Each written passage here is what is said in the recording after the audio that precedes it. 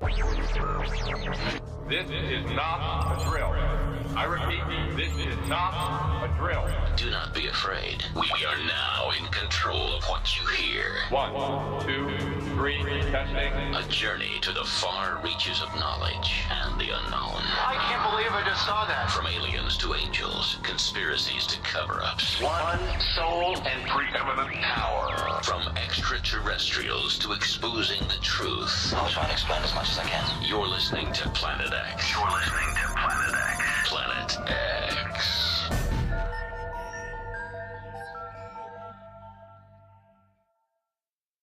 This is Planet X. Planet X. Broadcasting to you from the studios of Planet X, this is The Tony Topping Show.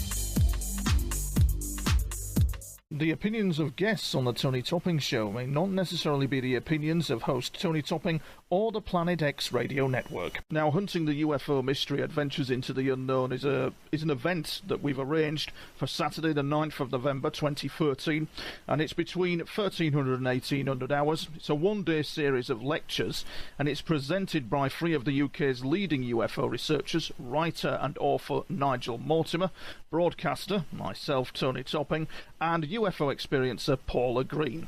Now, the talks will be followed by an evening skywatch at the Settle Sundial portal site.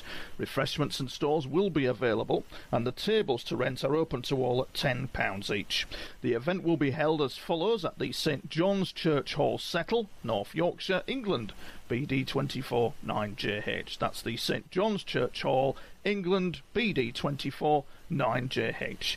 Tony Topping is speaking at 1:15 on remote viewing. Nigel Mortimer is speaking on portals and UFOs, and Paula Elizabeth Green is speaking on her own UFO contact experiences called Yorkshire's Fourth Kind. There will be a question and answer sessions, and at one point in the evening there will be the opportunity for those wishing to attend the evening skywatch to eat and visit Settle. At 7:30pm we'll reassemble back at the church hall to attend a skywatch at the portal location. This could be very, very interesting indeed, so bring your cameras. Tickets will be available for an online purchase to secure a seat, or if preferred you may pay on the door. The price is £20 for the whole afternoon and evening, and I can assure you listeners I'm giving away a free DVD on remote viewing that's worth £30, and it's absolutely excellent. It's packed with courses, materials, the Russian remote viewing stuff, which is a very rare material indeed. Now, tickets can be purchased from the following website, which is http the usual / and then hunting-the-ufo-mystery.webnode.com. So that's hunting-the-ufo-mystery.webnode.com. We look forward to seeing you there. Hope you'll come and say hello, and I greatly think that it's going to be a smashing event. Planet X. The truth is on air. Okay, everyone. Well, welcome to the Tony Topping Show.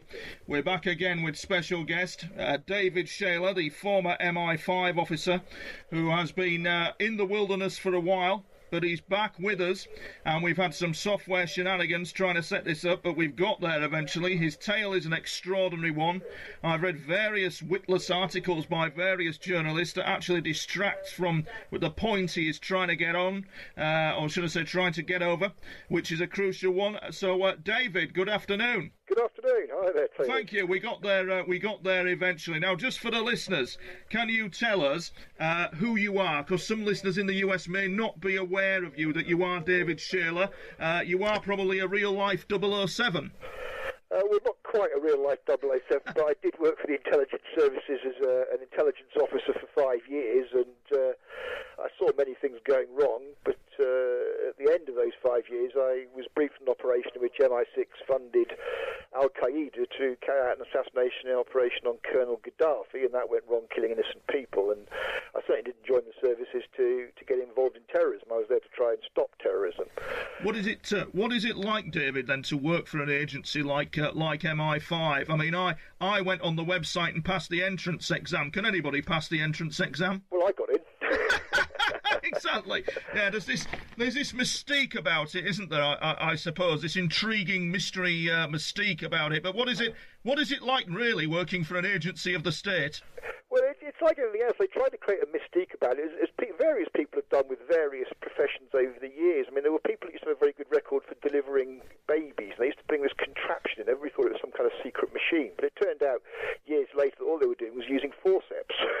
Right, yeah. And it's a bit like that with MI5. You know, there's always pretense. But, I mean, it's like any other job in one sense. You've got an in tray and an out tray, and you've got to process information. But rather than the information being about widgets and materials, the stuff is things like signals intelligence or reports from agents in the field. And obviously, if you get it wrong, it's not just the company profits go, people die, basically. What have you got wrong, David? Not you personally, but what has the agency got wrong that probably the public might not know about? Or could you give us a scenario, perhaps, where they have got it wrong and it's not in the public domain? I can tell you various things. For example, in the case of the Bishopsgate attack, which was the most expensive attack in terrorist history. In 1993, Bishopsgate in the city of London was bombed by the IRA with a truck bomb, causing hundreds of millions of pounds worth of damage. And that, again, the perpetrator should have been caught 8 months beforehand. When the Metropolitan Police were in charge of the operation still, MI5 was working a joint operation with them, and they had this guy tracked to a lorry yard in northwest London. They'd left a trailer there, a big trailer. Overnight, the A1 teams had drilled a hole in the top of this trailer. They saw there was lots of homemade explosive in there, detonators. So this is a bomb primed to go. The next day, this guy, Cyril Jimmy McGuinness, comes back, but when the moment comes to give the arrest order, George Churchill Coleman, who was head of the anti-terrorist squad at the time, couldn't be reached. So nobody else dared give the arrest order. In the meantime, this guy, McGuinness, walks out of this lorry yard and actually gives a thumbs up to the surveillance cameras. Shuffing hell. Is that something you were involved with, David? I was working on that operation, yeah, absolutely. That was my first IRA operation I worked on when I was in MI5. And they went disastrously wrong. It was called Operation Whiteness, and yeah. It went. I've obviously talked about the stuff before.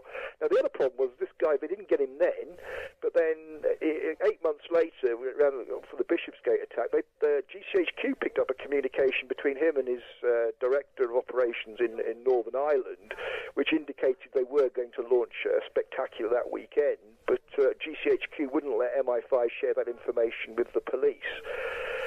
Now, again, that's just absolutely crazy. You've got intelligence, you've got to use it, especially when the human life is at risk. And say, in the end, they carried out Bishopsgate, and that was a massive attack costing hundreds of millions. Does that lack of liaison between the various agencies continue to this day?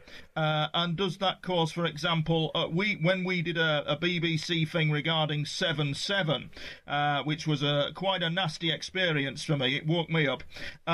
What came across from the victims was this lack of intelligence sharing between the agencies and the police. Can that happen today? Do you think that's still prevalent, or do you think they've remedied it? No, I doubt they've remedied it because they don't listen to outside criticism. Obviously, it's one of the criticisms I made at the time. And in the book I actually wrote, called Spies, Lies and Whistleblowers, it's actually published under my ex-girlfriend's name. I do mention that in there, basically, that we needed to have a single anti-terrorist organisation because these people don't trust each other. And to give you an idea of the lack of trust, the MI6 had undeclared agents in MI5 when I was working there. Obviously, that's different from officers who are officially on secondment. You've got people at MI6 are feeding into MI5 to find out what's really happening in MI5. Now, whether that happened the other way around with MI6, I don't know. But that gives you an idea of the total mistrust of the agencies. That's absolutely... That is absolutely staggering. And how quickly we're going to move on, David, to all the esoteric stuff that you're involved in and your spiritual awakening. I'm moving there. I'm going to get into Snowden as well. I'm interested to know, for my own personal interest, how quick, with all this intelligence apparatus, can a government respond to an impending terror incident, in your opinion, then, in the current scheme of things? Well, they can when they want and they have the will. I mean, what I came to the conclusion in MI5 was, at the time, I let my own prejudice cloud my judgment. I thought this was a bunch of ex-public school boys who were all idiots, overeducated with no common sense, and that's why things went wrong. But looking back on it, I realised this was strategic. They were putting useless people in charge of operations because they wouldn't perform very well, and that gives the advantage to the terrorists. And really what they're trying to do is make sure that enough bombs go off to keep their budgets up and keep the general fear in the population up. And of course that's also used an excuse to curtail civil liberties. So if they really wanted to stop all attacks, they would form organisations that did that, and they put capable people in charge. But the fact they don't do that shows that even when it's not an actual false flag, where they've actually funded it, they've certainly given the advantage to the enemy by effectively making MI5 back with one arm tied behind their back. You say that the MI5 has got one arm tied behind their back. Does that mean that you still have an allegiance, kind of like an allegiance, a royalty to this agency at some level then? Because I notice in your in an article that you felt that there was there was a lack of willpower to stop the battle against terrorism. But in view of the conspiracy theories and all that kind of thing that knock about, and some of them, of course, certainly aren't conspiracy theories, is there a need for organisations to counter terrorism, or is it all in the land of make-believe then, David? Well, that's actually a moot problem, because actually if you look at it, now this is absolutely clear, there is no dispute about this. What they say have been the two greatest threats of the last 30 years, Saddam and Al-Qaeda, were both, by their own admission, created by the CIA through CIA funding and training. So let's get that absolutely right. The intelligence services have created what they now admit to be the two biggest threats to our lives, basically. So the intelligence services themselves create those problems. But the whole intelligence thing is really not about stopping terrorism. It's about creating a veneer, a secret state in which other agents can operate, like private security firms, like secret societies and so on. And that can sometimes be blamed on the mainstream intelligence services. And I got a good example of this is the case of Hilda Morell, a woman who was murdered in the 1980s. And there was a theory that she had some information about the sinking of the Belgrano. Now, that was blamed in the media on MI5. Now, I looked at the MI5 file. There was no evidence of MI5 involvement. That doesn't mean that didn't happen. It just means that some other agency did it. And if you think about it, the perfect cover is if you approach somebody and say, right, we're MI5 and you're working for MI5, they think, great.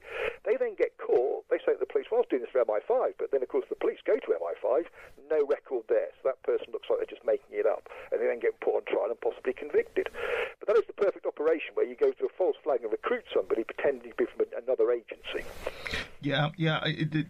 Yes, I've read about such things most definitely. It bothers me a great deal, David, that in the infrastructure of all this, then you could have a secretive cabal of individuals at an esoteric level that are actually acting as an agency with an agency. Would I be correct in saying that? Yeah, I mean, that's the way I see it. When people talk about things like 9/11 and 7/7, I've never suggested that Blair was involved in that, or Bush, or even possibly even the heads of MI5 and MI6 didn't know about these things. But people within MI5 and MI6 are loyal to the New World Order. Basically, they're loyal to the Zionist ideology, which, say, is all about trying to create slavery amongst mankind. Now, this is obviously ably helped by a variety of secret societies, and also, of course, private security firms that are now coming out in the mainstream media, what influence they actually have. But I don't think I'd understate this to say that private security firms are the greatest threat to humanity's safety and security in the modern age, and possibly they've been the greatest threat ever to our whole well-being and the future conduct of our society. Yeah, so I worked for private security for 12 years, David, in my last job, and I saw some things, including myths regarding CCTV.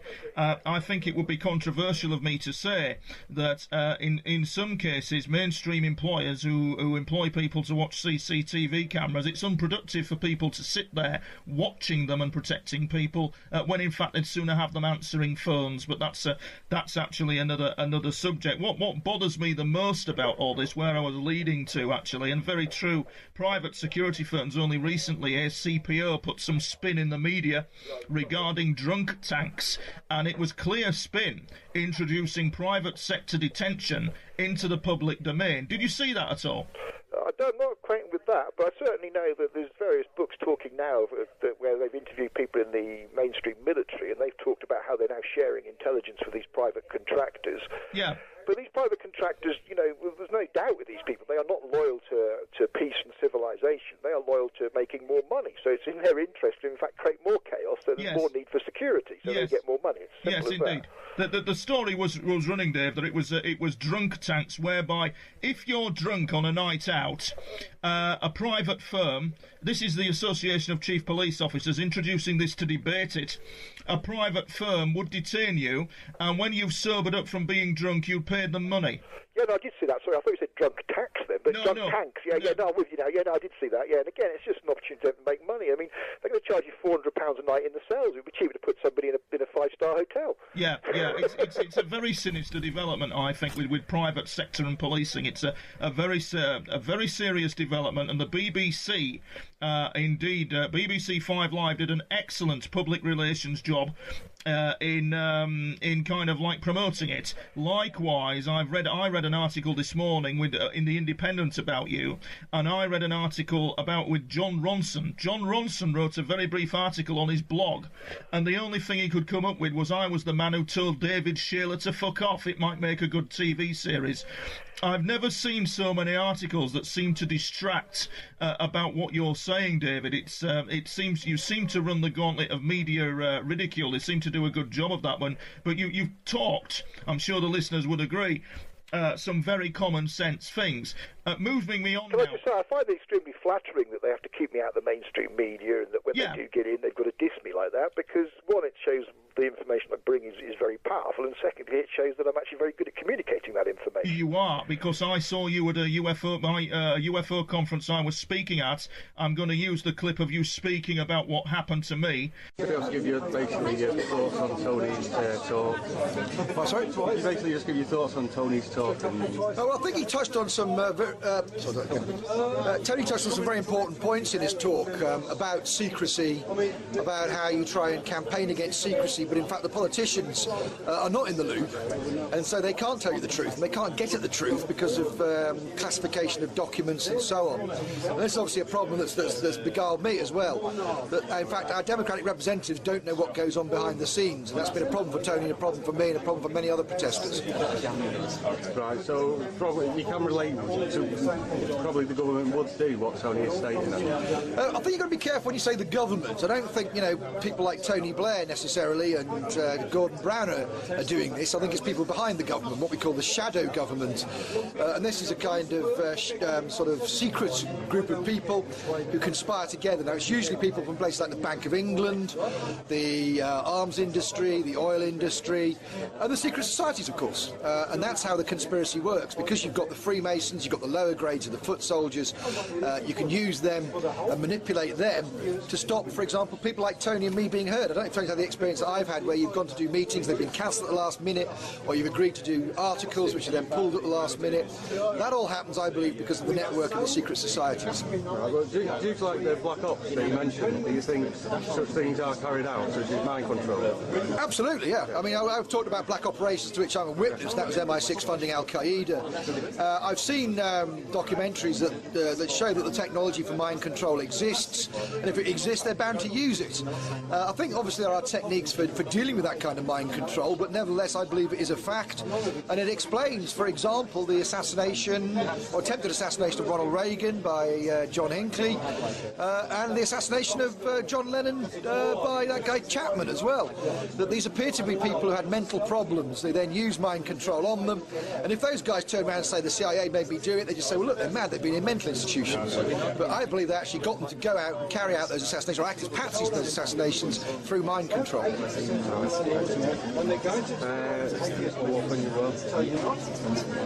Another question is, with Tony, why do you think that we won't be targeting Tony, though? Because he's not a person who's in power, is he? No. I mean, I have a lot of friends now, as a result of being the 9/11 Truth Movement, who are involved in research into UFOs and different life forms and so on. And there are different theories about how certain people here might in some ways be more spiritually gifted, might have some kind of mission almost built into their DNA in some cases. And it seems that they've identified those people who will act as the perhaps leaders, the teachers of the new spiritual awakening. And as a result of identifying those people, they've then got trying to make their lives very difficult. I certainly, from my own experience, know that they will try and make you scared and angry. That gets you vibrating at a lower resonance, so you become less capable of spiritually activating yourself. David Shayler giving commentary on my own harassment by an unknown agency at the very first ever UFO conference that I actually spoke at a few years ago for UFO Matrix magazine. I'm passionate about with these goings-on is Princess Diana and what we read in the media, and I'm sure the listeners, I'd like you to just tell the listeners your involvement in the inquiry and your conclusions regarding that, if you may. Yeah, well, I did give evidence to the inquiry, but the interesting thing is that about 2 months after Princess Diana died in a Mercedes owned by Mohammed Al Fayed, I was heading up to Paris in one to see his security people, and the driver fell asleep at the wheel twice, would you believe? One occasion, travelling over 100 miles an hour in the fast lane, we hit the central reservation, and he somehow got the car under control. Now, obviously, after this happened a second time, he made him wind the window down. But there is a suspicion they may have used carbon monoxide. Certainly, there's elevated levels of carbon monoxide in Henri Paul's blood, and that may have been used to stun him so they could make the crash more effective in the tunnel. But in terms of the actual attack itself, it's got all the hallmarks of this kind of thing. None of the CCTV's working that's supposed to be working. There's just all sorts of weird things go on. I mean, apparently the car was replaced at the last moment. A brand new Mercedes wouldn't start. That Henri Paul wasn't even supposed to be going up there.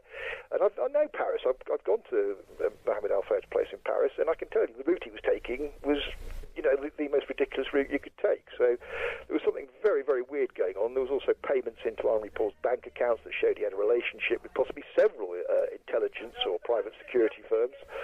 So, it's quite clear to me that she was bumped off. The only question is why and who. Now, I know at the moment they're putting out this SAS idea. I'm slightly sceptical about that. I am. Yeah, I think that's a bit of misinformation, what we call a straw man thing. They can throw something out like that, it immediately gets reported on the mainstream, then they can come back and say, oh no, nothing to it, nothing to see here. And that goes to the rest of any other conspiracy theories in inverted commas about the Diana death. Now, my information is in fact that it was carried out by Mossad, because Mossad had in some ways the most to lose from the royal family being influenced by Muslims essentially. And as far as I'm concerned, Princess Diana was pregnant and she was about to have therefore a Muslim kind of half child who would be half Muslim child who would be a sibling of the current royals, basically. You don't subscribe to David Icke's hypothesis that it was a satanic ritual murder. Well, I think there were elements of that to it. We've got to bear in mind these secret societies do use these things, and I don't know if you know, but above that tunnel is the tomb of the unknown soldier with the sacred flame on it, basically. Yes. Yeah. Now, generally speaking, these things people mark ancient spots, we know, and I think that was a spot of an ancient Diana temple, ironically, Diana, the Roman goddess, so they would have seen that power in it as well, basically. Not only that, David, but I think you've probably noted the fact that a similar Princess Diana in 1950, I think she was Italian, died in the same tunnel. Who was that, sorry? It was an Italian, I think she was an Italian princess called Diana. Oh, right. Died in the same tunnel in 1950. Yeah, no, I mean, I again extend these things into further stuff. And obviously, I don't know how far your listeners go with this stuff, but they go very deep, mate. Yeah, you carry on. Well, my information is we're the only society, modern Western society is the only society that doesn't believe that the gods incarnate as human beings. Every other society does, even Western society like the Greeks and the Romans,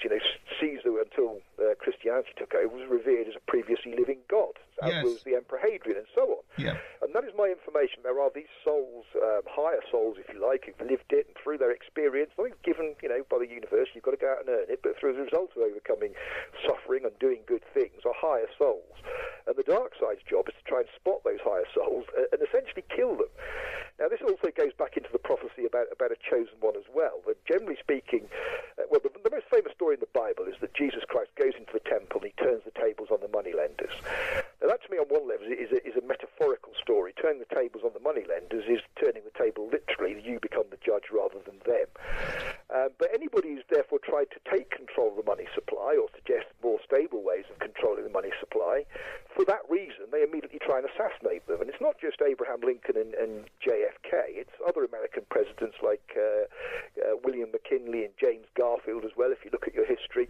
And it even goes back to Caesar. He was trying to take control of the money supply from the money lenders and the money changers, and they had him assassinated in the Capitol building in Rome. So it's almost like a test, as if they do kill you after you try to take control of the money supply, that's actually proof you're not the Messiah, because the Messiah isn't born actually to be an immortal. All the stuff in the Bible is a misunderstanding of the story. It's very true to say, David, that the remark you just made there, that in Western societies we don't believe that people incarnate as gods, but at the highest levels of Freemasonry and beyond the 33rd degree, that is correct.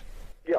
Well, I don't even with the 33rd degree in Freemason, they've got some problems, because strictly speaking, if you look at the title 33rd degree of Freemason, it's the Grand Sovereign Inspector General. Now that is the chosen one of God, basically. Yes. But the other ones give you the clues. The 32nd degree talks about the name of the royal prince. And again, with this stuff, people find this hard to believe. But obviously, if you follow the logic of this through, whether you believe it or not, if you believe there is a chosen one, and he has to actually ascend into his Christ consciousness in this lifetime, he's vulnerable before that happens. So if they can get him at an early stage, they can at the very least create him in their image by filling his mind full of nonsense information.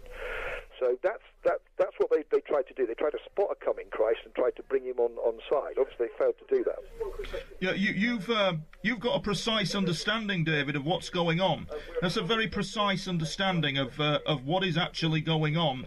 You've obviously twigged the bigger picture, and it's something that is esoteric, that's not really spoken about. I find that absolutely fascinating. But you made some comments before the technical problems kicked in regarding the coming of the Antichrist. I don't subscribe to your view, but carry on. Tell the listeners what you think. Well, we all know in the prophecy there's the coming of the Christ, the man who speaks for God, but there's also the coming of an Antichrist who will try and effectively enslave humanity. Now, some people want to see this as some kind of demon, and obviously people with their prejudices will say it was Saddam Hussein or it was Colonel Gaddafi.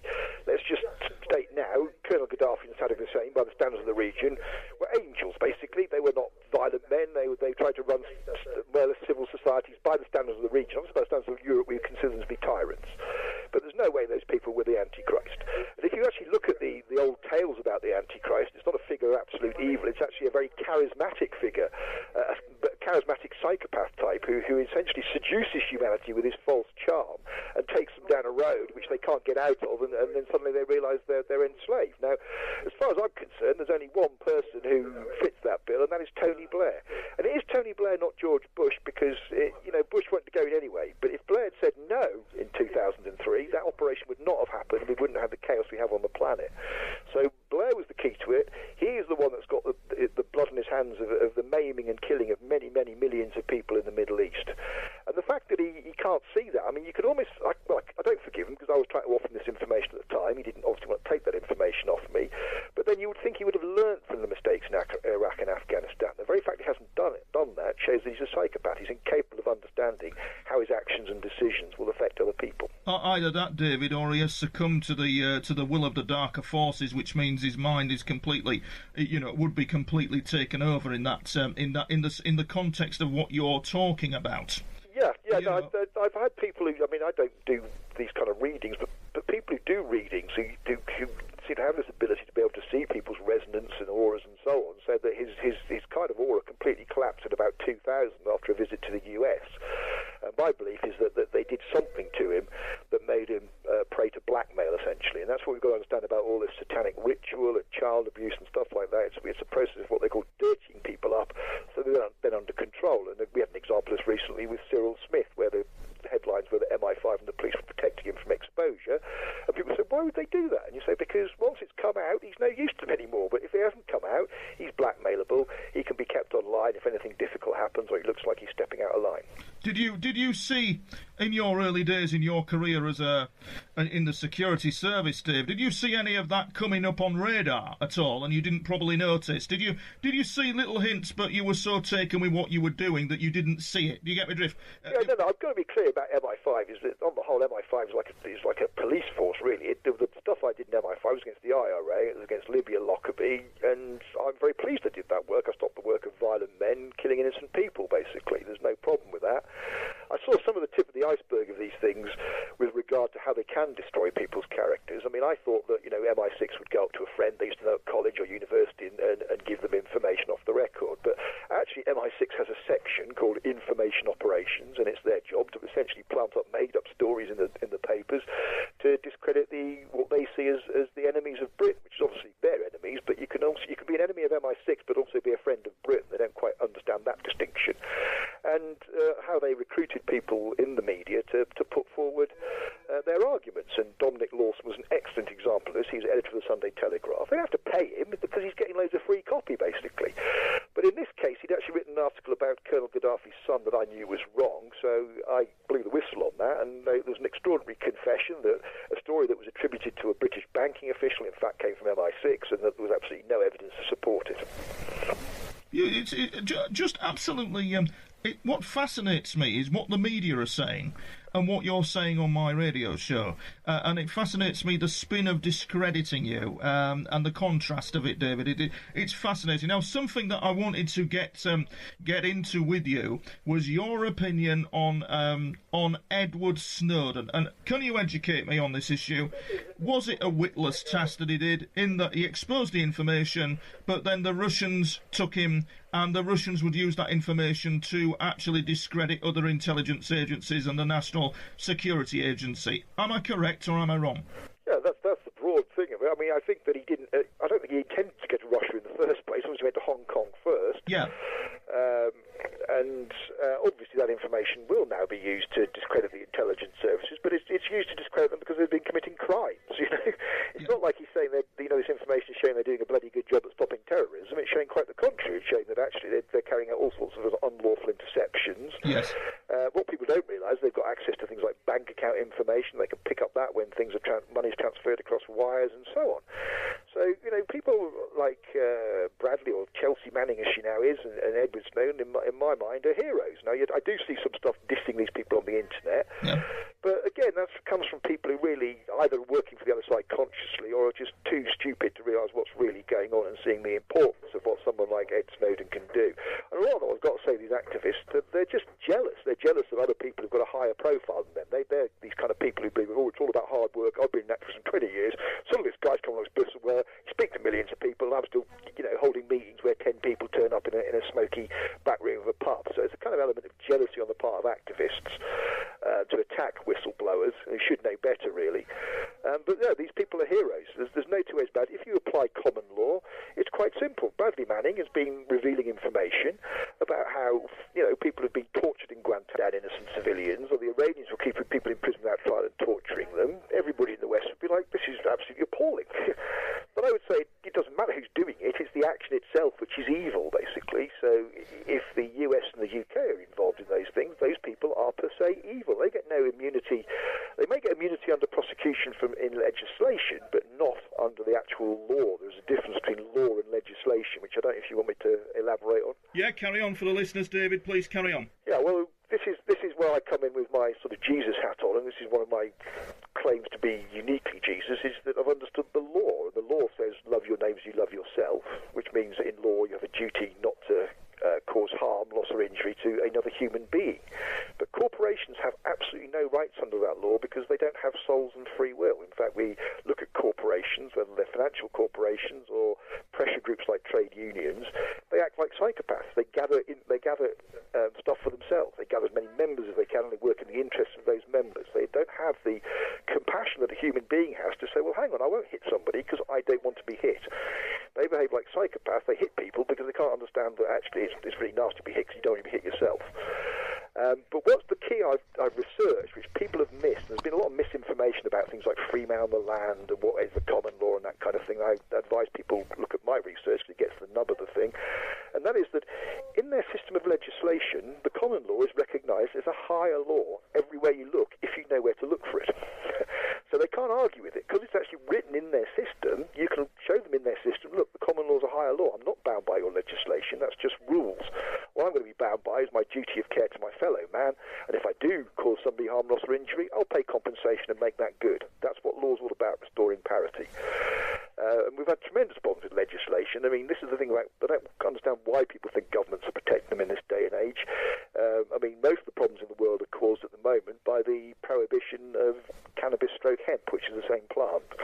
That's causing all sorts of problems in terms of health because we're putting petrol in our cars, for example, and that's polluting people and causing all sorts of respiratory problems when we could be using hemp oil, which is carbon neutral and doesn't cause any problems, basically. There's a big cover-up, David, regarding hemp. There is no doubt. Just rewinding back to the common law legislation thing. Can you explain to the listeners, because I'm sure you've done this research, on how we haven't in fact voted a government in power, we've got a corporation in place? Yeah, no, it was first moved that we lived on a thing called UK PLC, although somebody said they've now changed that to United Kingdom Limited, presumably because UK PLC went bankrupt.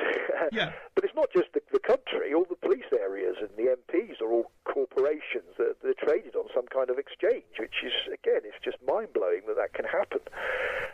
So, yes, we don't really elect a government. And what the problem is because the corporation is essentially in administration, they can appoint an administrator or official receiver who can decide how money is spent. That's, if a commercial company goes bust, that's the way it works, yeah?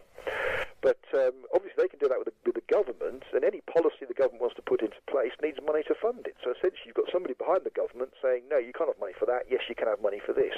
And obviously because these people are working for the banking system, they're never going to fund policies that work for the common good. They're going to work for policies that serve what they call either the public interest or national security. But these words from my research have different meanings from what we think they have.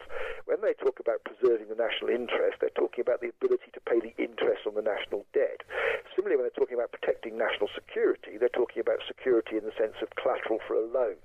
So you actually act as collateral for the loan of the national debt, basically. Yeah. So that's how they're using interest and security. But they've also done it with other words as well. I mean, people come to me with things saying they must pay a parking fine, for example. I actually point out to them that Black's Law Dictionary, the Bible of legislation, actually defines the word must as may, which is the possibility that, or you're permitted to. So when you get things saying you must pay this fine, it means you may. And if it's a choice, you don't have to pay it. Similarly with a tax return, they will tell you that legislation says you're required to fill in a tax return. But again, look in Black's Law Dictionary, require is held to be synonymous with request. So they request that you put in a tax return, but that means because it's a request, you can turn it down.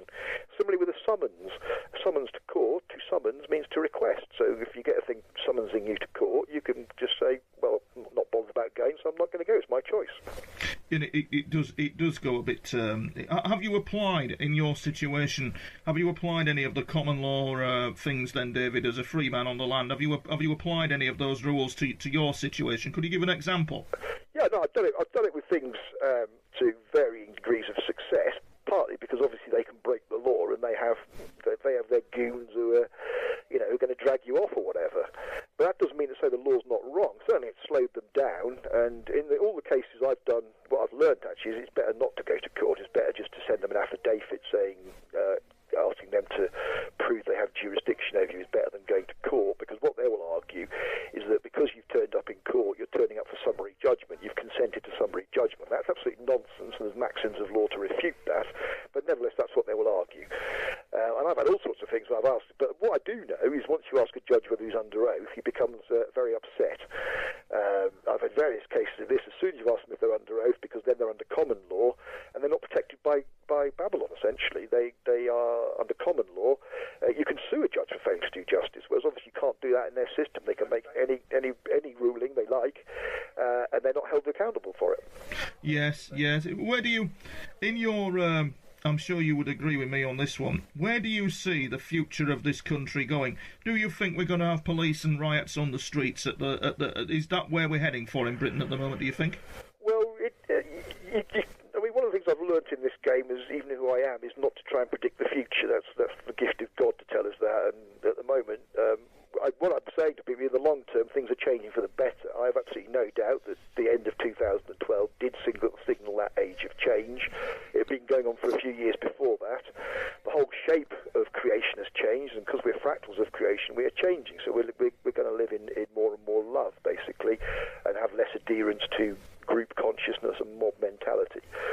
However, getting there depends on how they react. Now, obviously, what we've seen in recent months is they've tried to create the Third World War by attacking Syria, which was very, very reminiscent of 1914 and Archduke Franz Ferdinand being shot by a Serbian nationalist and Austria declaring war on Serbia. But because of all the alliance in Europe, everybody came into play, and you had this massive war in which tens of millions of people lost their lives.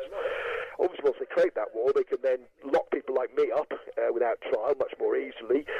They can then say there's austerity because of the war on. They can take out even more repressive measures. So that all works in their favour. So I don't know what they're going to do. Now, what I say is if people start doing what I'm talking about, and they say the way you bring down this system is don't pay your mortgage, don't pay your taxes. I've got a letter you can use to show you the lawful way to do that. And that's the only language these people understand, and that can peacefully bring down that system.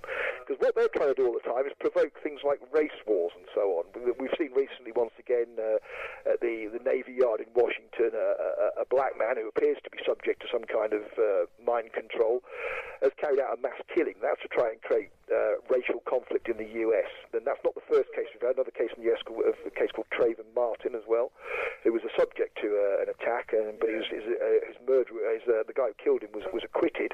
Hopefully, again, trying to create a race riot. And I think we've seen the same thing in this country with Woolwich as well. We have a black man, essentially, supposedly trying to behead a British soldier. They wanted violence on the streets that night. They wanted the Muslims and the EDL out, kicking hell out of each other, basically. Now, fortunately, that hasn't happened yet, but that's what they're trying to do. They're using these, what we call staged events, to try and create as much division within countries, so they can then, bring the army in and say we've got to restore order, basically. Are your former colleagues or whatever involved in preventing that at some level, or or are they involved in instigating it then, David? Well, obviously, I don't work for MI5 anymore, but I will tell you that obviously I don't think that this is happening by accident, that shadowy elements are doing that. I think MI5 is part of the patsy rather than part of the actual setup. So what they rely upon in MI5 is people are too stupid to see what's going on. But that doesn't mean to say there's not people outside the intelligence services with influence over them who are following, say, this very dark agenda that we know is all about creating recessions and depressions, take people's assets off them, that involves using off-the-record briefings to blacken people's characters, that involves control of the media through ownership, that involves the penetration of Freemasonry, the penetration and the manipulation of the Jews, basically. The reason we know this is because it's a document called the Protocols of the Elders of Zion. Now, people have said that document's a forgery. My question is, a forgery of what exactly? It's not like, a lot of nice bankers got together and said, hey, we're going to have this great plan to bring humanity into the golden age in the next 100 years. No, a lot of very nasty bankers met in Zurich and decided to do some pretty awful things to control humanity, and that's a fairly accurate record of what they said. Obviously, these people don't keep minutes because somebody might find those real minutes and use it against them. So the idea that the protocols are a forgery is refuted by the fact that virtually everything they said 100 years ago has come true. Yes, yeah. So it's irrelevant whether they're a forgery or not, whether they're forged or not, or whether they invented them or not. It's irrelevant. What the issue that's important is that they are following this agenda now, and that's what all sorts of academics and people miss, basically. Well, no, you grasped, I think, excellently what the picture is. You've certainly helped me in, and I'm sure the listeners as well, David, in just putting it into perspective as to what is going on. Tell me your opinion on the London bombings. I think it's foreign policy blowback gone AWOL. What's your opinion on the 7/7 London bombings? Well, you've got to be careful about the 7/7 London bombings because there's never been an official inquiry, so we've never had proper evidence being brought before a tribunal and being examined from all sides. So anything we say about 7/7, and that works on both sides, works for both them and us, is going to be largely conjecture. But what we do know about some key points, like for example, they created this Home Office narrative. There were key facts that were wrong in that. For example, the train the guys are supposed to have got from Luton to London didn't run that day. So we can see the holes in that story immediately. But there's also some other information implying that perhaps Mohammed Sadiq Khan was working for MI5. There's been no release of the usual sort of things you'd expect, like the proper forensic reports or proper anything coming out of it, basically. Now, I don't think it was foreign policy blowback. I think it was actually, again, an inside job, very much like 9/11. But when you look at the history of the world, it's full of these cases of things that are used to provoke wars or to create repression, basically. You've got the Reichstag fire carried out most likely by the Nazis and blamed on Jews and communists. That meant that they could then open the concentration camps, which of course were already built at that point, but they just had to need an excuse to get people into them, and that was the excuse they used. And we all know, presumably your listeners will know about things like the Gulf of Tonkin incident, the USS Liberty, the fact that the FBI supplied the explosives for the 1993 World Trade Center bombing, the fact that in 1995 that Timothy McVeigh was only ever caught for the Oklahoma building, the Murrah building attack in Oklahoma, because he was stopped in a routine traffic violation. Until that point, they were blaming Islamic extremists for carrying out that attack in Oklahoma. So this goes on. There is a pattern of false flag behaviour, which is utterly compelling. Even, for example, Operation Northwoods, which the US military approved themselves, put to the approval of the US government. It was turned down by the Kennedy administration, but nevertheless it showed the kind of thinking they had. They wanted to create excuses for an invasion of Cuba. They talk about false flag terrorist operations in Washington, Miami.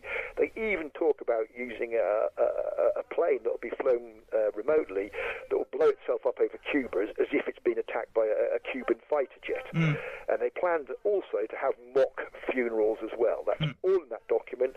And this wasn't pie-in-the-sky thinking. This was, to say, advanced thinking. They said they could get most of these operations up and running in 2 months. All they were waiting for at the time was to say so of the American government. Thank God the Kennedy administration turned them down. So I don't really know what people are coming at with all this stuff when they say there's no precedent for these things, or, conspiracy theories have never been proved to be true. There have been countless things that have been called conspiracy theories, like Watergate to start with was called a conspiracy theory. The idea that the British forces in Northern Ireland were colluding with loyalist terrorists to murder innocent Catholics was called a conspiracy theory, but those have both been proven to be true. And other things like, for example, the conspiracy theories put out by the British Army that the IRA started Bloody Sunday in 1972. We've now had a second inquiry into that, the Savile inquiry. It's now established there's absolutely no truth in that whatsoever, and that effectively 13 Catholics were gunned down by British soldiers in cold blood, basically.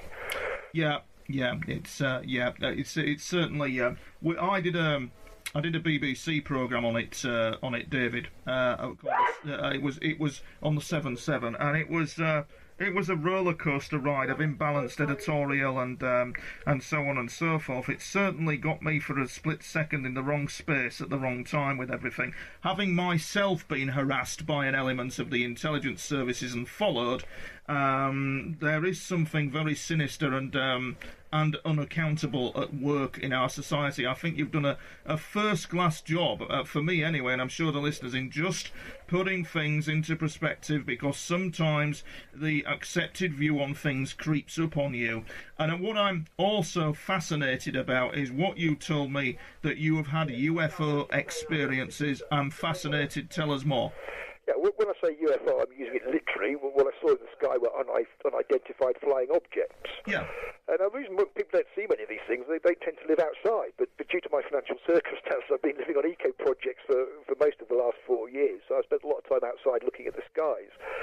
And when I find this particularly when I'm near sites of sacred interest, sites where I go to and I feel like there's an intersection of ley lines there, or there's some ancient temple there or something like that.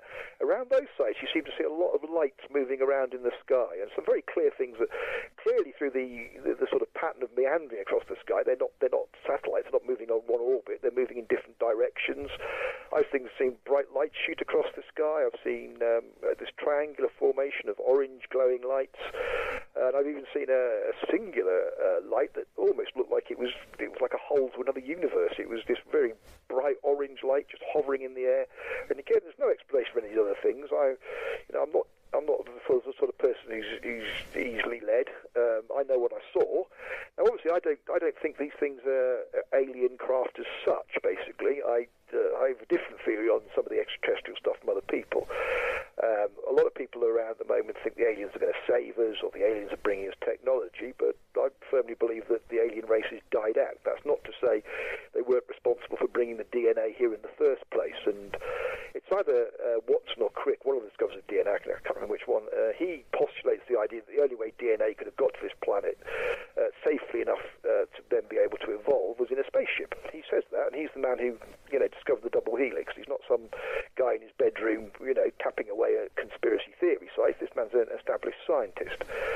And the other factor he brings to attention is the chances of life evolving in the first place is so small. It's something like 1, and then there's a 10 with something like 23 zeros on the end.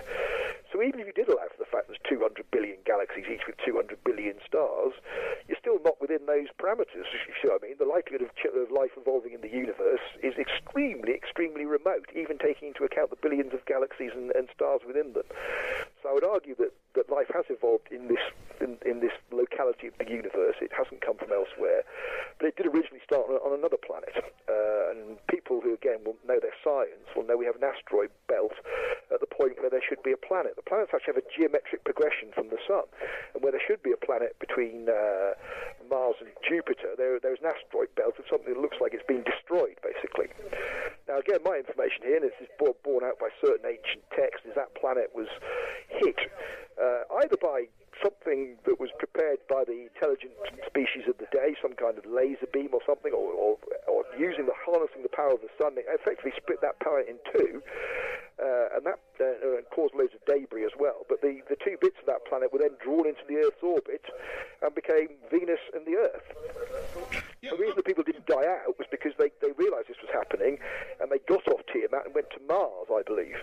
And I will cite, obviously, I'm not an expert on these things, so obviously go and check these things out for yourself, but if I've understood it correctly, the work of Richard Hoagland on the face on Mars, for example, is extremely interesting, where he actually uses software used by the American military to detect tanks in the Iraqi desert, because they read the different angles that are on man-made things, that are not on natural things. And the graph of the face on Mars is this is a highly artificially worked thing, basically, and from the pictures taken on the Martian dawn, it appears to be made of quartz, and it's absolutely enormous. Now, that to me is an evidence of an alien civilization on Mars. And similarly, I see things where people point out stuff on the moon all the time. I don't really see them myself, but I did see one the other day about the Golden Dragon that was involved with the Clementine spaceship. But because people who were involved in the Star Wars program were backing this, and then this thing suddenly disappeared, there's some suspicion about what it was actually taking photographs of. And there's a documentary on the internet I've seen, which is the most compelling thing I've seen for the sight of something being on the moon, which looks a bit like a golden dragon, which is part of the Chinese prophecy. Yes, now that's the other thing that you've nicely led into there, because when you sent me a message about what you wanted to chat about, you mentioned the Golden Dragon, and I just wondered what that was all about. Yeah, I say it's this Clementine spaceship that was sent up. It wasn't just NASA, it was the people doing the Star Wars Defense Initiative.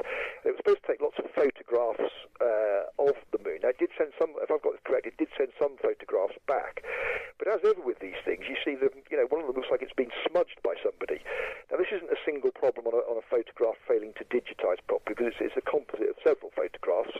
So clearly somebody's made the composite of the photograph and smudged it afterwards. But through using various software techniques and so on, somebody has identified, say, what appears to be something made of metal that's extremely large on the moon. Now, obviously, none of this is conclusive. I'm saying people must look at it and make their own conclusions, and I say I'm not claiming to be an expert in this field, but nevertheless, it does appear to show something. It looks a bit like a golden dragon. Then when you look at the Chinese prophecy, there's all sorts of talks about the golden dragon being in the sky in the end times.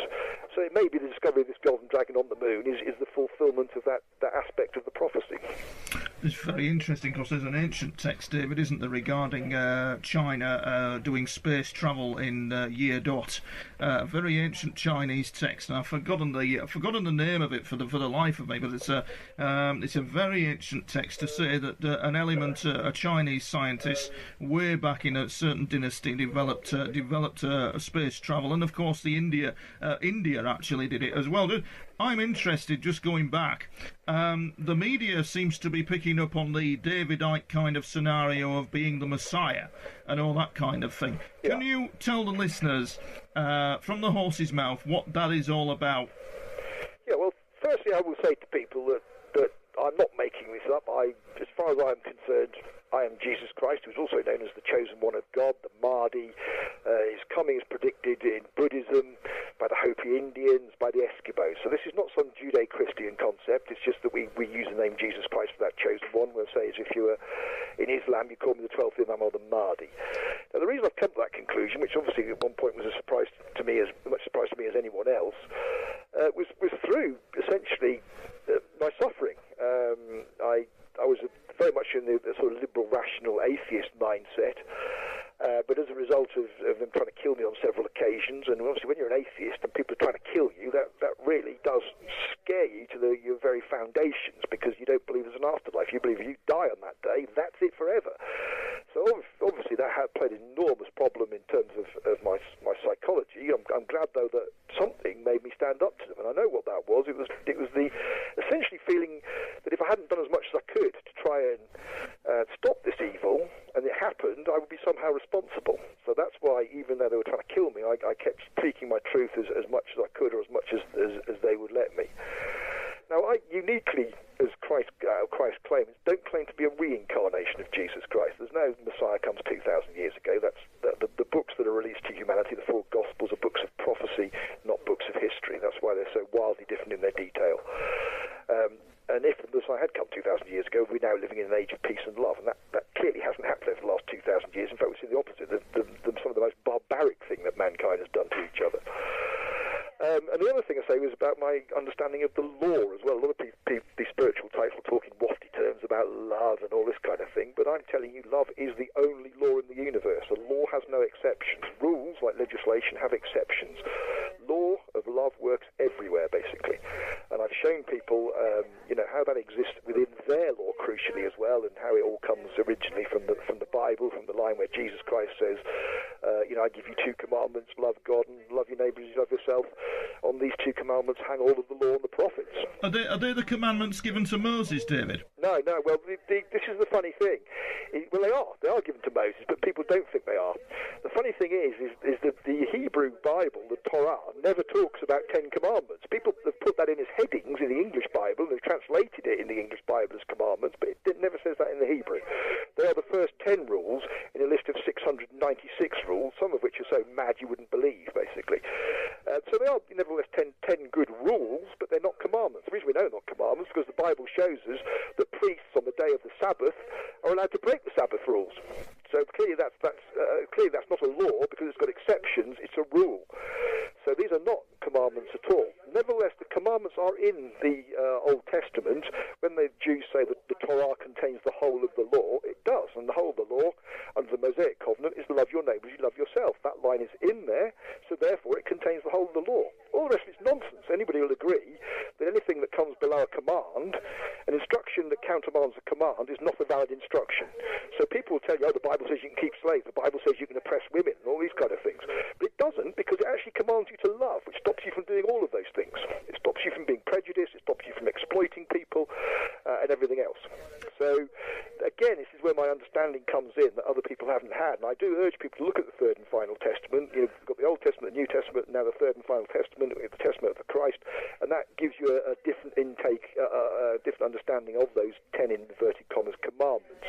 Now, what Moses does bring down from the mount, everybody will tell you, on 2 occasions, is 2 slabs. And people have put the 10 commandments on those, but again, in the Hebrew, it's not 10 commandments, it's 10 words. And I would contend, love God and love your neighbour as you love yourself is 10 words. So those two tablets are the 2 commandments of the law. Yes, he was a bit of a maniac, wasn't he, Moses? He really was. Tell me, how do people respond, David, to you when you turn round and say to them on the eco village where you're living there, "I'm Jesus, hello"? How do they respond? Well, obviously, and I can see this as having been an atheist, if somebody came up to me and said there was Jesus Christ, my first instinct would to obviously think they're mad. But obviously, what I did realise is that I always check things out for myself, and this is how I went on the spiritual journey. Was when I first read about the Bible code and how you can get equidistant skip numbers of letters that have predicted events thousands of years after the Bible was first published. Now, my first instinct as a rationalist was to try and go and disprove that.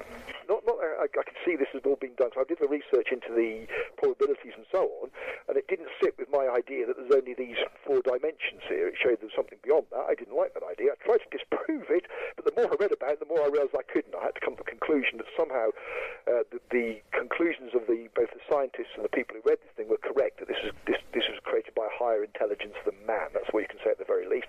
Obviously, I say the Torah comes from God. I say, actually, in fact, it comes from creation. That when we say in the beginning was the Word, what we have is the Torah, the first 5 books of the Hebrew Bible. They're not a language that we understand. They are a programming language, in the same way a series of ones and zeros gives you a digital film. That programming language of the Torah gives you all of creation. Absolutely, just fascinating, isn't it? Absolutely. But there again, David, just challenging you on the point, am I not the incarnation of Jesus? Are we not, as David Icke said, but got lambasted on Wogan when he said he was the Son of God, and he surely meant we're all the Son of God, we're all actually Jesus. Is that not correct, or are you saying that you, David Shayler, are actually Jesus? I'm actually the incarnation. People misunderstand the gods as well. I've got to explain basically that people thought there's monotheism and polytheism. There's either one god or there's lots of gods, but there's actually a mid-ground between that called henotheism, where one god is revered massively above the rest. And it does all go back into a unity as well, so it all goes back into a oneness, or whatever you want to call it. One of those gods is called Jesus. He is the top god. He is the henotheistic god, and people have incarnated from his soul throughout history. I am the last incarnation of that because we're now going into the new age. Other people who've incarnated from that soul include Che Guevara, Lawrence of Arabia, Mark Antony, Percy Shelley, the romantic poet, the Buddha, Confucius. So these people have come across the ages to teach mankind. And believe me, if the Jesus soul hadn't come here to teach mankind, mankind would know jack shit. They really would. But asking God, can all people now ascend into that Christ consciousness? Yes, of course they can. I'm first among equals. I was the first to awaken, and I want to show people some of the pitfalls and some of the signposts on that journey. But I can't give anybody redemption because they have free will. It's up to them whether they want to go on that journey. I can try and inspire them, but redemption is not in my hands, it's in their hands. Your former girlfriend, David, said that in response to these remarks that you're coming out with, she said that this is part of an actual breakdown that you had due to what was been going on with you. I mean, tell the listeners your response to that. Your ex-girlfriend, who was also in MI5 with you, said that all this stuff you're coming out with is, in fact, part of a mental breakdown that you one thing I would say, and I'm probably going to annoy quite a few female listeners, but health hath no fury like a woman scorned, is one thing I would say, and I think a lot of men would agree with me on that, even if a lot of women will now be foaming at the mouth. But I'm not saying all women are like that, but that's certainly what I believe that was part of.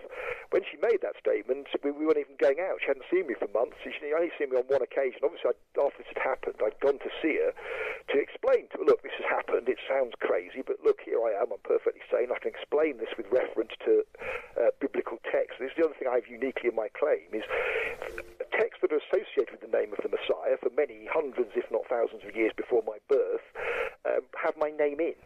This is not things I'm going looking for. This is things I was taken to. So things like the 12-letter name of God, the initial letters of the 12 tribes of Israel, will tell you that David Shayler is the Messiah, basically. As will the rod of Aaron, which is one of the things that's supposed to be, according to the Bible, in the Ark of the Covenant. Now, I hadn't seen her at this point, and so therefore she was in no position to make any comment whatsoever about my mental state, because I wasn't really talking to her. So I saw on one occasion, when I went round to see her on that occasion, I was very calm and showed her some of the stuff in the Bible that pointed to my name coming up. The Times didn't dispute any of it. She gave me a massive hug at the end and told me she loved me. No indication whatsoever she thought that I'd had a breakdown. Now, the thing is now, she's actually admitted that she got it wrong. In 2010, I met her and I challenged her about it again, and she said, oh, sorry, I got it wrong. And then I said to her, well, please, will you now tell the people you were telling that you've got it wrong? But because she's living in ego, she will not do that because she says, "Oh, now look stupid." But these are the kind of tests God gives us. You know, if you get something wrong and your ego stops you from correcting it, you're not living in love. You're not on the spiritual journey. And you know, and I have to say that's where I am with her. Basically, I've tried to. I do at the moment talk to her. I do or exchange emails with her and stuff like that. But she was in no position to make that statement. I would say to anybody else, read what I've written. That is not the work of a madman. It is the work of reason and truth and consideration. You know, I've dealt with a lot of people in this case where I've seen people burn out from 9/11. I've seen them burn out from activism and so on. That has not happened to me. I've had the good sense to step back at those moments and rest and get myself recuperated again so that I'm in a fit state to go and serve God again in the best way I can. So I would say to that, you know, if Annie's listening to this, I would ask Annie to make good what she's done wrong. That's what the law's all about. You cause harm, loss or injury to somebody else. She's caused loss of reputation to me. I ask her now to make good that loss by just basically saying she got it wrong and she has no evidence to back up what she's saying. So there would equally then be no evidence, David, as what a lot of people say, that you could be under some form of mind control, and by coming out with these very remarks, you're actually going to discredit yourself automatically. Well, I obviously agree that it's made my job about 500 times more difficult by mentioning that I'm Jesus, but then again, I'm not serving mankind, I'm serving God principally. I'm here to argue God's ways to man, not man's ways to God. And people have got to understand that. And I find a lot of very egotistical people come up to me and say things like, well, I'll never support you again. And it's like, you know, you think I'm bothered? God's just chosen me as his chosen one. I'm not bothered what you think about me. I'm really not. And the fact you so egotistically think I should be bothered about it shows just where you are on the journey, mate. So, yeah. And again, it's this sort of political thing has brainwashed a lot of people because they think they're important, so they've got to vote. You've got to win my vote. You know, God's kingdom is not a democracy. God's kingdom works on fundamental rights to protect people, not democracy. So people have got to understand that. That's the new paradigm we're moving towards. Now, obviously, people have said I'm subject to mind control. If I was subject to mind control, why would I be coming out with love all the time and exposing their system and exposing all of their weaknesses? If they were projecting things into my mind, they wouldn't be telling me to say to people, don't pay your mortgage, because they know that's their weakest point. They'd be saying some other, like, go and join a left-wing organisation and campaign through, you know, the usual NGO way or whatever. And again, the spiritual resonance, you can feel, I mean, I do come under psychic attacks sometimes. I know this can be done in all sorts of technical ways. It can also be done through, in want of a better term, black magic. Because we know the other side have black magic. For the listeners, rituals. David, for the listeners, and for myself, just tell me what those experiences have been about where you've come under psychic attack. Well, it can range from anything. It can range from that sort of generally feeling under the weather to feeling slightly like there's something sort of trying to empty your head of things, if I could describe that. But it's always localised. That's the point. The dark side can focus energy or they can focus technology on a particular place. But if you move, you very quickly realise that they can't. It takes long for them to sort of build all this stuff up again, basically. Obviously, we do know they've got things like ELF stuff that could be shot from satellites or whatever to do things to people. But again, if you're living in love, you're protected because these things don't seem to be able to affect you. But it's that kind of feeling under the weather, and eventually that can make you ill, obviously. But I can very quickly recognise that, and I say when I'm in the resonance, I'm doing God's work, and I know that I'm living in the unity, that is an amazing feeling. I mean, I went through a process of anointment by God in which the heavens opened in terms of a divine energy. It was so pure, it almost felt like a human body couldn't bear it. It was so pure, but nevertheless, for about an hour and a half, 2 hours, I was literally absorbing this energy. I saw everything. I saw the intricacy of creation and the simplicity. I saw the magnificence of it, and I finished up, face down the floor, because that was the only position I could adopt in terms of my own humility compared to the grandness of God. So again, I'd say to people as well, if you've known that experience, you know that there is a divine presence out there. Whatever it is, you might not have decided yet, but you know certainly it's there. You've felt it in a way that it can't be described to people, and it can't be gained just from simply reading text. And and the Bible, you can't get there just simply by reading the Bible. The Bible, in fact, says that to you. The Bible says you've got to go out and experience things for yourself. David, I find it absolutely incredible that you've come from civil servant working in the intelligence services to a spiritually awakened man. Is that a rough description of you in a nutshell? Yeah, no, and this is why I do actually thank Tony Blair for actually persecuting me so much. I mean, mean, I can't think how I would have got from being the kind of hardened atheist I was to being a believer without having to suffer that level of persecution. But it was a result of that suffering that I came out the other side and saw a different way. So I'm saying thank you very much to Tony Blair for allowing me to go on this journey and allowing me to awake. And that's the irony of it. I say that Tony Blair is the Antichrist, but actually his actions of persecuting the Christ allowed the Christ to awake in the first place. And that's the kind of joke God likes. And, the images of God people talk about, I don't chime with at all. God likes a good laugh. He'd love a carry-on film with stupid puns and things like that. He's not all serious, God. God wants to enjoy his creation. Why do you want you to do anything else? And the world's a very serious place, but we don't change it by going around being glum and slagging each other off. We change it by having a light heart and seeing the funny side and forming communities through things like a sense of humour and laughter. That's the way forward, and that's God's way forward. David, it's been that's all we've got time for the show. You've been an education. I've thoroughly enjoyed speaking to you. I'm glad that you've been able to clarify a load of issues. I note in the media that they're coming out with the cross-dressing bullshit all the time, which to me is frankly intellectual journalistic prostitution. They're not reporting accurately on what's going on with you. I think you've got very important things to say. I'm glad you came on the show, David. Thank you very much. Well, thank you. And if I could just leave on one little thought, and that's life is simple. You conquer the fear, then you embrace the love. That's it. Very true. And not only that, may I say that you have an understanding of what is going on in terms of the esoteric landscape of things. Very, very much so. It's been a pleasure, mate. It's been a blast. Thank you. Thank you, for going Tony. on the Tony Topping Show. And I'm going to the pub. Catch you later. Bye now. David, thank you. Yeah, no problem at all, mate. Thank you. That was a blast, and not only was it a blast, but certainly if there's any media inquiries come my way for television and stuff like, I'd certainly love to have you on as a contributor. Yeah, no, absolutely, that'd be great. Yep. All right then, mate. Thank you very much for your time. Cheers, man. Thanks, Tony. Thank you. Bye.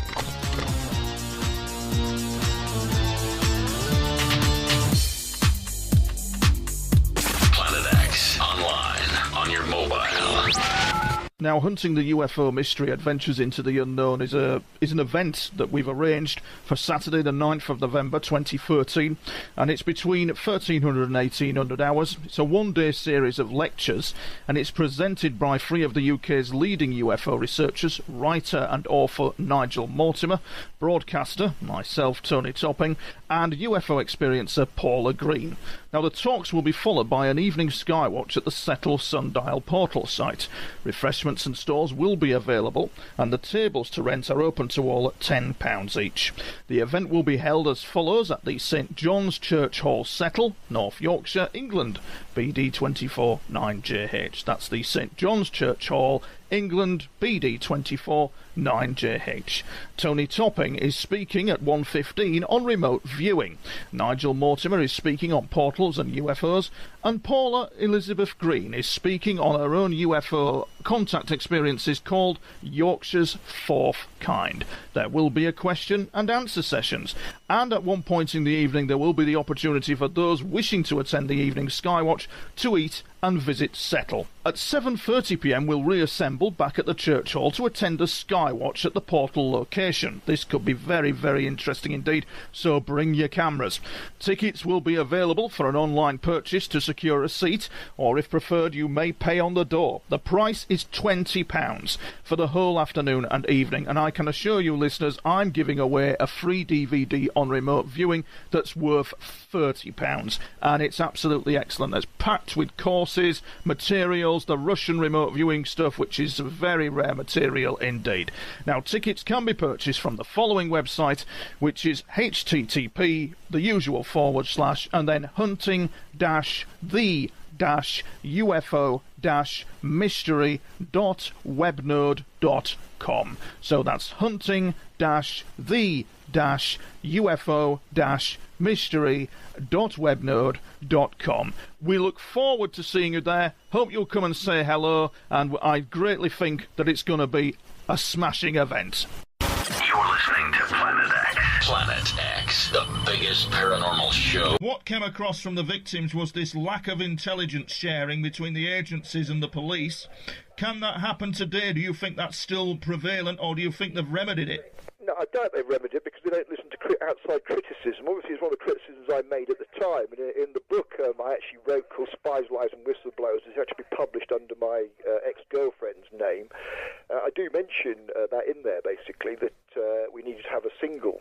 terrorist organisation because these people don't trust each other. And to give you an idea of the lack of trust, the MI6 had undeclared agents in MI5 when I was working there. Obviously, that's different from officers who are officially on secondment. You've got people at MI6 are feeding into MI5 to find out what's really happening in MI5. Now, whether that happened the other way around with MI6, I don't know. But that gives you an idea of the total mistrust of the agencies. That's absolutely that is absolutely staggering. And how quickly we're going to move on, David, to all the esoteric stuff that you're involved in and your spiritual awakening. I'm moving there. I'm going to get into Snowden as well. I'm interested to know, for my own personal interest, how quick, with all this intelligence apparatus, can a government respond to an impending terror incident, in your opinion, then, in the current scheme of things? Well, they can when they want and they have the will. I mean, what I came to the conclusion in MI5 was, at the time, I let my own prejudice cloud my judgment. I thought this was a bunch of ex-public school boys who were all idiots, overeducated with no common sense, and that's why things went wrong. But looking back on it, I realised this was strategic. They were putting useless people in charge of operations because they wouldn't perform very well, and that gives the advantage to the terrorists. And really what they're trying to do is make sure that enough bombs go off to keep their budgets up and keep the general fear in the population up. And of course that's also used as an excuse to curtail civil liberties. So if they really wanted to stop all attacks, they would form organisations that did that, and they put capable people in charge. But the fact they don't do that shows that even when it's not an actual false flag where they've actually funded it, they've certainly given the advantage to the enemy by the Bishopsgate attack, which was the most expensive attack in terrorist history. In 1993, Bishopsgate in the city of London was bombed by the IRA with a truck bomb, causing hundreds of millions of pounds worth of damage. And that, again, the perpetrator should have been caught 8 months beforehand. When the Metropolitan Police were in charge of the operation still, MI5 was working a joint operation with them, and they had this guy tracked to a lorry yard in northwest London. They'd left a trailer there, a big trailer. Overnight, the A1 teams had drilled a hole in the top of this trailer. They saw there was lots of homemade explosive in there, detonators. So this is a bomb primed to go. The next day, this guy, Cyril Jimmy McGuinness, comes back, but when the moment comes to give the arrest order, George Churchill Coleman, who was head of the anti-terrorist squad at the time, couldn't be reached. So nobody else dared give the arrest order. In the meantime, this guy, McGuinness, walks out of this lorry yard and actually gives a thumbs up to the surveillance cameras. Sure, hell. Is that something you were involved with, David? I was working on that operation, yeah, absolutely. That was my first IRA operation I worked on when I was in MI5. And they went disastrously wrong. It was called Operation Whiteness. And yeah. It went, I've obviously talked about the stuff before. Now, the other problem was this guy, they didn't get him then, but then 8 months later, for the Bishopsgate attack, GCHQ picked up a communication between him and his director of operations in Northern Ireland, which indicated they were going to launch a spectacular that weekend, but GCHQ wouldn't let MI5 share that information with the police. Now, again, that's just absolutely crazy. You've got intelligence, you've got to use it, especially when the human life is at risk. And like I say, in the end, they carried out Bishopsgate, and that was a massive attack costing hundreds of millions. Does that lack of liaison between the various agencies continue to this day? And does that cause, for example, when we did a BBC thing regarding 7/7, which was quite a nasty experience for me, it woke me up. The journalist that actually distracts from the point he is trying to get on, or should I say trying to get over, which is a crucial one. So, David, good afternoon. Good afternoon. Hi there, Taylor. Thank you. We got there eventually. Now, just for the listeners, can you tell us who you are? Because some listeners in the US may not be aware of you, that you are David Shayler. You are probably a real-life 007. Well, not quite a real-life 007, but I did work for the intelligence services as an intelligence officer for 5 years, and I saw many things going wrong, but at the end of those 5 years, I was briefed on an operation in which MI6 funded Al-Qaeda to carry out an assassination operation on Colonel Gaddafi, and that went wrong, killing innocent people, and I certainly didn't join the services to get involved in terrorism. I was there to try and stop terrorism. What is it like, David, then, to work for an agency like MI5? I mean, I went on the website and passed the entrance exam. Can anybody pass the entrance exam? Well, I got in. Exactly. Yeah, there's this mystique about it, isn't there? I suppose this intriguing mystery mystique about it. But what is it like really working for an agency of the state?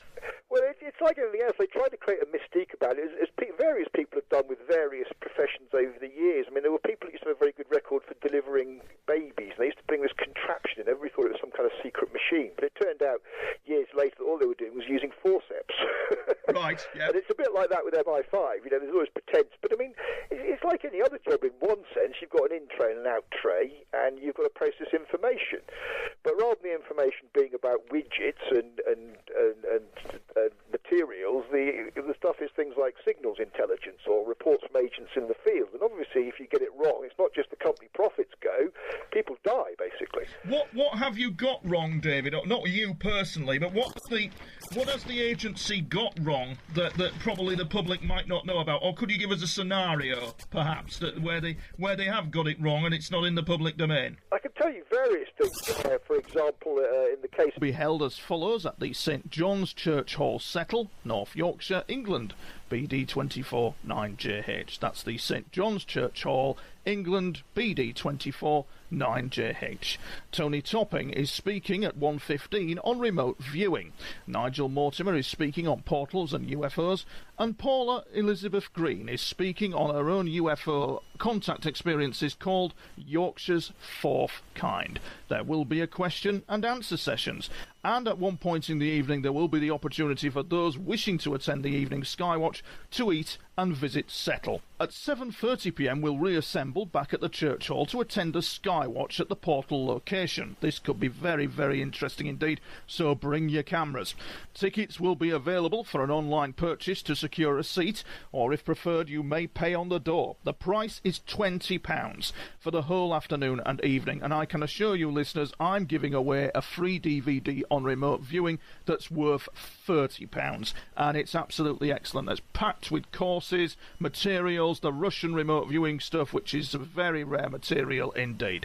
Now, tickets can be purchased from the following website, which is http, the usual / and then hunting-the-ufo-mystery.webnode.com. So that's hunting-the-ufo-mystery.webnode.com. We look forward to seeing you there. Hope you'll come and say hello, and I greatly think that it's going to be a smashing event.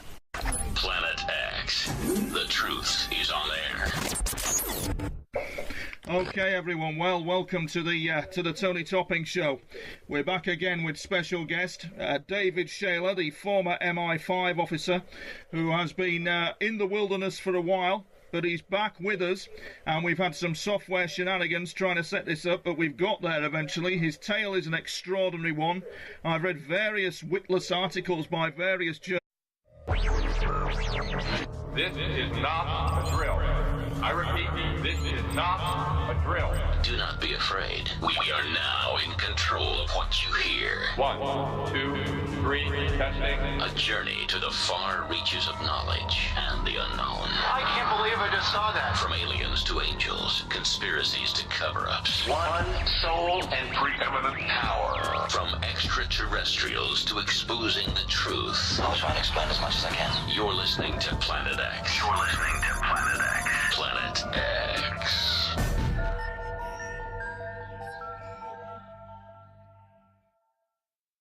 This is Planet X. Planet X. Broadcasting to you from the studios of Planet X, this is the Tony Topping Show.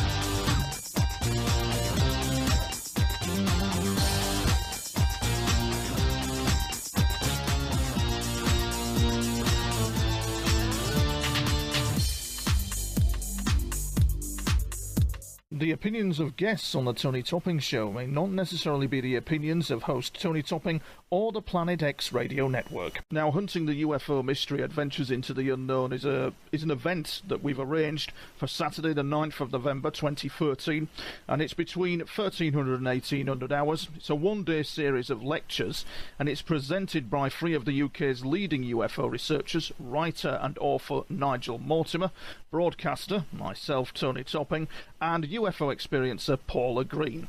Now, the talks will be followed by an evening skywatch at the Settle Sundial portal site. Refreshments and stores will be available, and the tables to rent are open to all at £10 each. The event will